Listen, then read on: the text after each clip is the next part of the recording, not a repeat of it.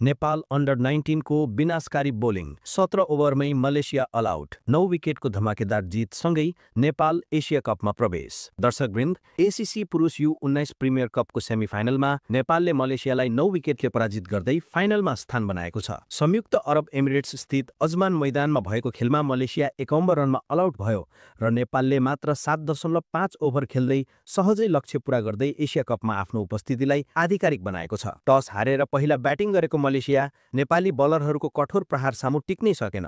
खेलको सुरुवातीदेखि नै दबावमा परेको मलेसिया 17.2 ओभरमै 51 रनमा समेटियो। मलेसियाका हमजा पंगी 13 र मोहम्मद फटुल मुइन 11 रन बनाए पनि अन्य कुनै पनि ब्याटर दोहोरो अङ्कमा पुग्न सकेनन्। नेपालका नीतिश कुमार पटेलले चम्किलो प्रदर्शन गर्दै 4 विकेट लिए भने चन्दन रामले 3 विकेट निकाले। कप्तान अशोक धामी, रोशन विश्वकर्मा र अपराजित पौडेलले एक विकेट हात पारे। 51 रनको सामान्य लक्ष्य पछ्याउन जब नेपाल क्रिजमा उत्रियो, सुरुवात केही कमजोर रह्यो। नीरज कुमार यादव 4 रनमा आउट भए, तर त्यसपछि वंश छेत्री र निश्चल छेत्रीले पारी सम्हाल्दै खेल अन्त्य गरे। वंश छेत्रीले 17 बलमा अभिजित 23 रन बनाए भने निश्चल छेत्रीले 14 बलमा अभिजित 15 रन जोडे। नेपालले 7.5 ओभरमै 55 रनमा 1 विकेट गुमाउँदै सहज र प्रबल जित दर्ता गरेको थियो। यसअघि साउदी अरेबिया र हङकङलाई पराजित गर्दै समूह विजेता बनेको नेपाल अब फाइनलमा UAE ओमान खेलका विजेतासँग भिड्नेछ।